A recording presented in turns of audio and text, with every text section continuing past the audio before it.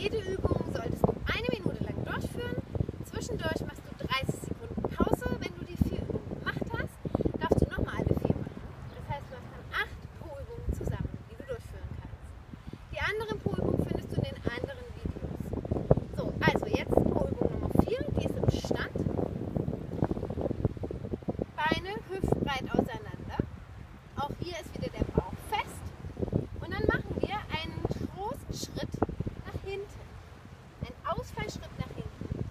Und dann gehen wir tief. Das hintere Knie zieht runter zum Boden und dann kommen wir wieder hoch. Und großen Schritt nach hinten und tief gehen.